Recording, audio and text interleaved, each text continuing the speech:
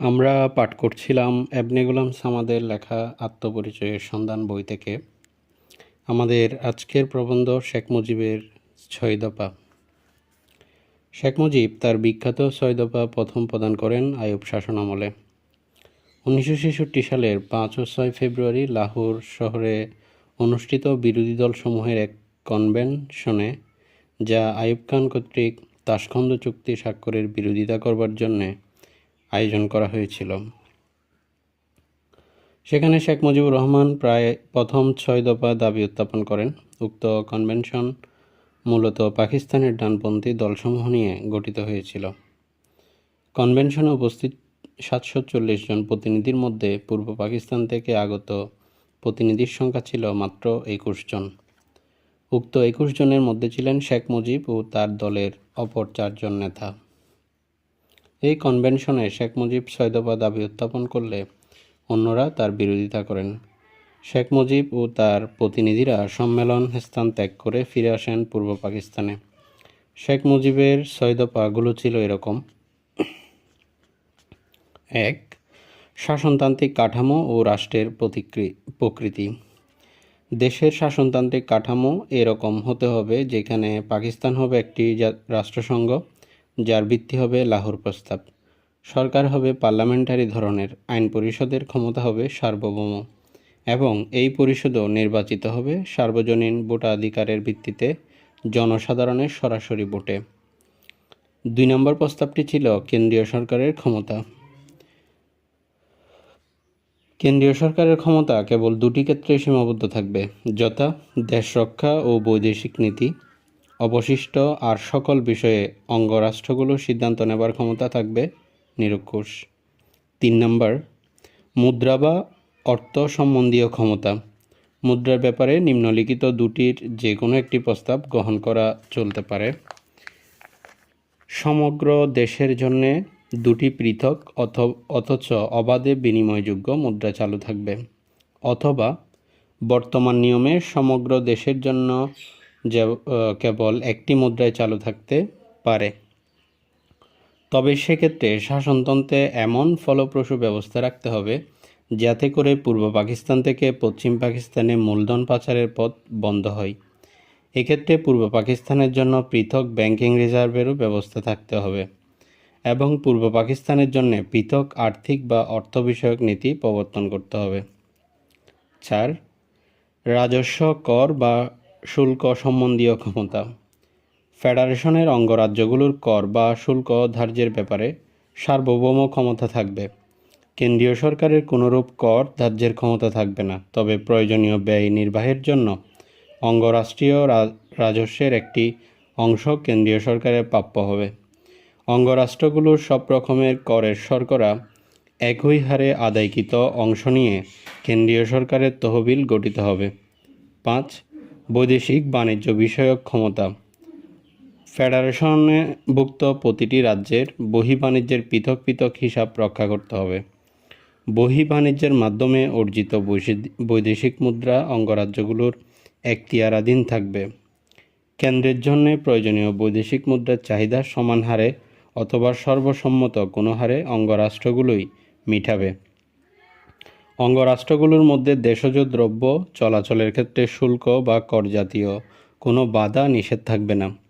শাসনতন্ত্রে অঙ্গরাষ্ট্রগুলোকে বিদেশে নিজ নিজ বাণিজ্যিক প্রতিনিধি প্রেরণ এবং স্বস্বার্থে বাণিজ্যিক চুক্তি সম্পাদনের ক্ষমতা দিতে হবে। ৬ নম্বর এবং সর্বশেষ প্রস্তাবটি ছিল আঞ্চলিক সেনাবাহিনী গঠনের ক্ষমতা। আঞ্চলিক সংহতি ও শাসনতন্ত্র রক্ষার জন্য শাসনতন্ত্রে অঙ্গরাষ্ট্রগুলোকে স্বীয় কর্তৃত্বাধীন আধা সামরিক আঞ্চলিক সেনাবাহিনী গঠন ও রাখার ক্ষমতা দিতে হবে। ৬ দফা বাংলাদেশের মানুষের কাছে যে খুব একটা জনপ্রিয়তা পেতে পেরেছিল তা নয়। ১৯৬০-এর দশকের তখনকার নামকরা ছাত্রনেতা রাশেদ খান মেনন ৬ দফা সম্পর্কে মন্তব্য করতে চেয়ে বলেছিলেন, এই দফাসমূহ সিআইএ প্রণীত। অন্যরা বলেছিলেন, ৬ দফা বাস্তবায়িত হলে পাকিস্তানে কেন্দ্রীয় সরকার বলে কিছু থাকবে না, কারণ কেন্দ্রীয় সরকারের হাতে থাকবে না কোনো কর আরোপের ক্ষমতা। কেন্দ্রীয় সরকারকে বলতে হবে প্রাদেশিক সরকারগুলোর আর্থিক অনুদানের তথা দয়ার উপর। পাকিস্তান একটি যুক্তরাষ্ট্র না হয়ে পরিণত হবে রাষ্ট্র সমবায়ে। 1970 সালে নির্বাচিত হয়েছিল ইয়াহিয়া কর্তৃক জারিকৃত আইন কাঠামো অনুসারে, যাতে বলা হয়েছিল পাকিস্তান হবে একটি ফেডারেশন। শেখ মুজিব এ সময় কার্যত মেনে নেন যে পাকিস্তান হবে একটি ফেডারেশন, কনফেডারেশন নয়। যদিও এখন বলা হচ্ছে 1970-এর নির্বাচন হয়েছিল 6 দফার ভিত্তিতে। আমরা পরে এ বিষয়ে আরও আলোচনা করব। Alpha Insurance Company. Alpha Insurance Company গড়েছিলেন পশ্চিম পাকিস্তানের বিখ্যাত শিল্পপতি ও 22 পরিবারের একজন ইউসুফ হারুন। 22 পরিবার বলতে ওই সময় বোঝাতো পাকিস্তানের 22টি পরিবারকে, যাদের হাতে চলে গিয়েছিল সেই সময়ের পাকিস্তানের অর্থনীতির মূল নিয়ন্ত্রণ। শেখ মুজিবের জীবনের একটি বড় ঘটনা ইউসুফ হারুনের ইন্স্যুরেন্স কোম্পানিতে চাকরি গ্রহণ। 1960 সালের 1 অক্টোবর জেল থেকে ছাড়া পেয়ে শেখ মুজিব আলফা ইন্স্যুরেন্স কোম্পানিতে কন্ট্রোলার অফ এজেন্সিস পদে চাকরি নেন। পদটি ছিল পূর্ব পাকিস্তানের শীর্ষ পদ। ঢাকা ও চট্টগ্রামে এই কোম্পানির শাখা ছিল। শেখ মুজিব এই কোম্পানির কন্ট্রোলার অফ এজেন্সিস পদে চাকরি করার কারণে মাসিক সম্মানী ভাতা পেতেন 3000 টাকা। সে সময়ে 3000 টাকা ছিল অনেক টাকা, এখনকার 3000 টাকার মতো নয়। এছাড়া তিনি প্রিমিয়াম থেকে কমিশন পেতেন। কোম্পানি থেকে নিজের ব্যবহারের জন্য পেয়েছিলেন একটি প্রিফেক্ট কার, যা চালাতেন একজন উর্দুভাষী ড্রাইভার, যার নাম ছিল মঈন। কী করে কিভাবে ইউসুফ হারুনের সাথে শেখ মুজিবের পরিচয় হয়েছিল এবং কেন কী কারণে শেখ মুজিবকে ইউসুফ হারুন প্রদান করেছিলেন অত বড় একটা চাকরি, তা জানা যায় না। কেননা শেখ মুজিব নামকরা নেতা হলেও তখনও অত বড় মাপের নেতা হয়ে ওঠেনি। 1966 সালে জেলে যাবার আগ পর্যন্ত তিনি আলফা ইন্স্যুরেন্সের চাকরিতে নিযুক্ত ছিলেন। তিনি তাজউদ্দিনকেও এই কোম্পানিতে একটি চাকরি জোগাড় করে দেন। গোটা আওয়ামী লীগই এই সময় চলেছিল পশ্চিম পাকিস্তানের শিল্পপতি ইউসুফ হারুনের আর্থিক অনুদানে। শেখ মুজিব এই চাকরিতে থাকার সময় 6 দফা পরিকল্পনা করেছিলেন। হতে পারে ইউসুফ হারুন ভেবেছিলেন 6 দফার মাধ্যমে বাড়বে শেখ মুজিবের জনপ্রিয়তা, আর শেখ মুজিবের মাধ্যমে তিনি পূর্ব পাকিস্তানে গড়ে তুলতে পারবেন তার অর্থনৈতিক সাম্রাজ্য। এই ইতিহাস খুবই বিচিত্র। তবে শেখ মুজিবের আলফা ইন্স্যুরেন্সে চাকরি নিয়ে এখন আর বিশেষ আলোচনা হয় না। 1969 সালে ফেব্রুয়ারি মাসে প্রেসিডেন্ট আইয়ুব ইউসুফ হারুনকে পশ্চিম পাকিস্তানের গভর্নর নিযুক্ত করেন। তিনি এক পর্যায়ে ইউসুফ হারুনকে পূর্ব পাকিস্তানে পাঠান শেখ মুজিবের সাথে দেখা করতে। ইউসুফ হারুন শেখ মুজিবের কাছে আইয়ুবের একটি বিশেষ প্রস্তাব নিয়ে আসেন।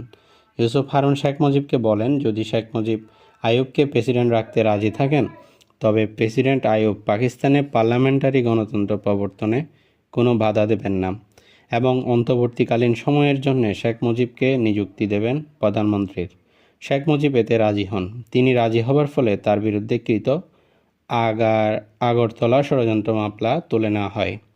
1968 সালের 19 জুন আইয়ুব খান শেখ মুজিবের বিরুদ্ধে করেছিলেন ঢাকা সেনানিবাসের ভেতরে রাষ্ট্র বনাম শেখ মুজিব ও অন্যান্য শিরোনামে একটি মামলা। এই মামলার অভিযোগপত্রে বলা হয়, আসামিরা ভারতের ত্রিপুরার রাজধানী আগরতলায় গিয়েছিলেন এবং চেয়েছিলেন ভারত সরকারের সাহায্য। ভারত সরকারের সাহায্যে তারা চেয়েছিলেন পূর্ব পাকিস্তানকে একটি পৃথক স্বাধীন রাষ্ট্রে পরিণত করতে। এই মামলা গণমাধ্যমে আগরতলা ষড়যন্ত্র মামলা হিসেবে পরিচিত হয়। আইয়ুব এই মামলা তুলে নেন, অর্থাৎ শেখ মুজিব ওই সময় চেয়েছিলেন ইউসুফ হারুনের সহায়তায় রাজনীতি করতে। ইউসুফ হারুন শেখ মুজিবের রাজনীতিতে একজন উল্লেখ্য ব্যক্তিত্ব হয়ে আছেন।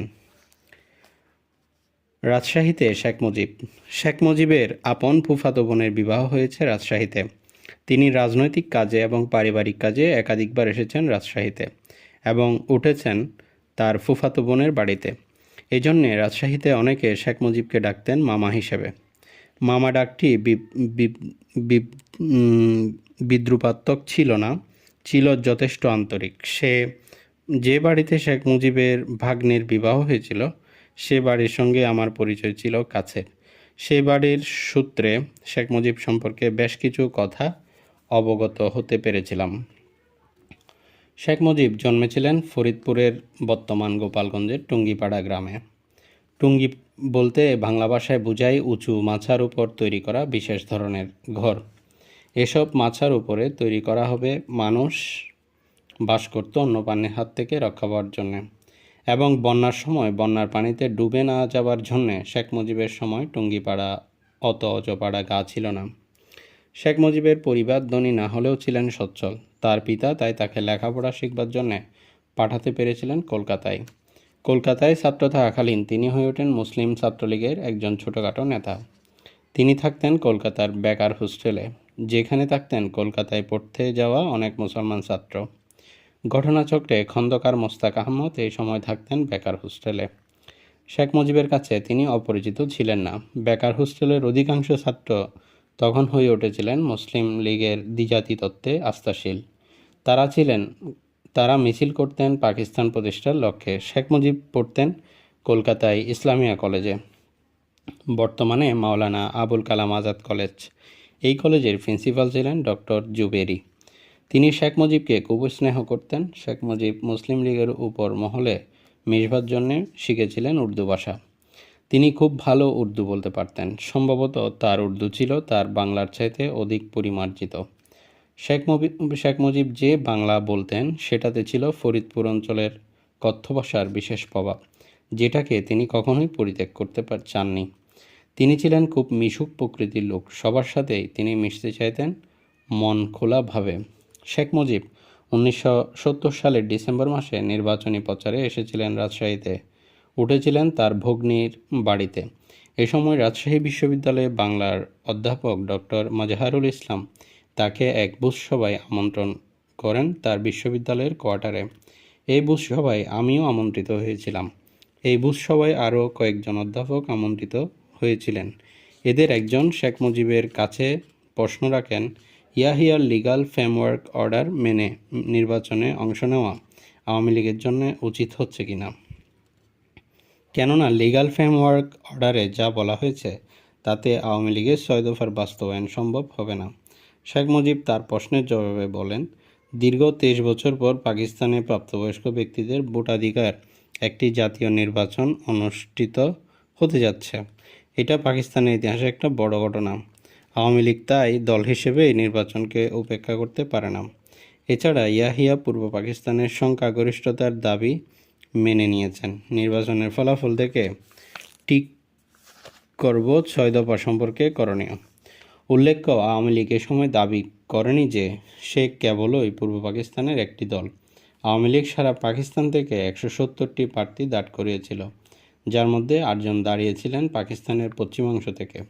এই নির্বাচনে আওয়ামী লীগ দাঁড়িয়েছিল নিজেকে সারা পাকিস্তানের একটি দল হিসেবে প্রতিষ্ঠা করবার লক্ষ্যে। কিন্তু এখন বলা হচ্ছে আওয়ামী লীগ কেবল 6 দফার ভিত্তিতে 1970-এর নির্বাচনে লড়াই করেছিল, যেটা ঐতিহাসিক সত্য নয়। শেখ মুজিব চেয়েছিলেন সারা পাকিস্তানকেই নেতৃত্ব দিতে, কেবল পূর্ব পাকিস্তানকেই নয়। এমনকি তিনি তার 1971 সালের 7ই মার্চের বক্তৃতায় নিজেকে দাবিও করেছিলেন পাকিস্তানের মেজরিটি পার্টির নেতা হিসেবে, কেবল পূর্ব পাকিস্তানের মেজরিটি পার্টির নেতা হিসেবে নয়। আমরা পরবর্তী প্রবন্ধে আবারও কথা বলবো। সে পর্যন্ত সকলের সুস্থতা কামনা করি।